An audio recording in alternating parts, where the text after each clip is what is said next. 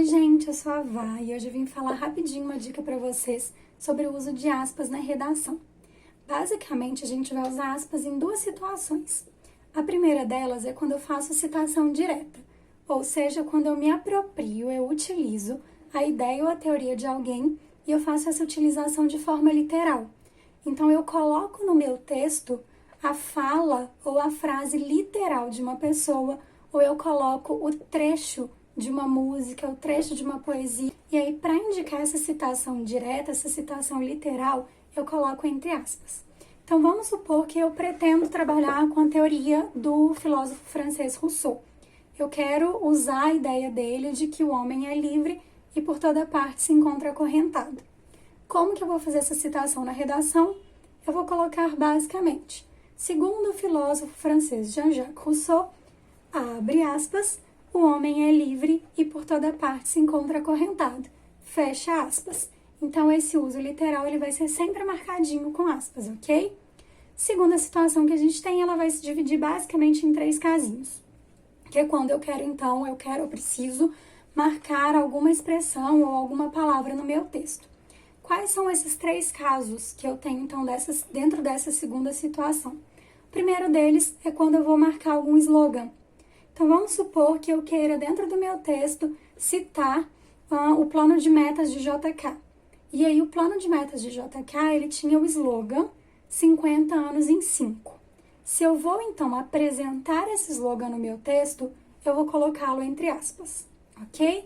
Um segundo caso que a gente tem é quando eu coloco algum título. Título pode ser de qualquer tipo de produção. Título de um filme, de um livro, de um poema, de uma música. Então, todo título também eu vou apresentá-lo no texto entre aspas. E o terceiro caso é quando eu, por exemplo, pretendo utilizar uma palavra ou expressão que eu sei que é um empréstimo linguístico. O que é isso? Vamos supor que, para melhor expressar a minha ideia, eu consigo pensar em uma palavra que é um estrangeirismo, uma palavra que não faz parte da língua portuguesa, mas eu não consigo pensar num sinônimo em português que indique com a mesma exatidão aquilo que eu pretendo.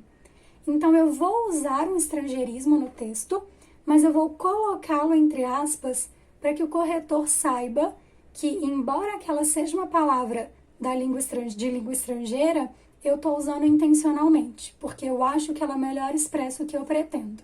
A mesma coisa quando a gente utiliza palavras que são expressões metafóricas ou alguma gíria, né? Então, se eu faço um uso que eu tenho ciência de que é um uso que não é da língua portuguesa, ou de que é um uso que não faz parte da norma culta, mas eu reconheço que esse uso, esse empréstimo linguístico, ele é fundamental para expressar com mais exatidão o que eu pretendo, eu coloco isso entre aspas, ok? Eu indico para o corretor que eu reconheço que eu fiz um uso ali que é fora da norma padrão, mas é um uso que foi necessário para poder me expressar melhor. Combinado? Então, essas duas situações são as situações em que a gente precisa utilizar aspas no Enem, e com essa dica, ninguém erra mais.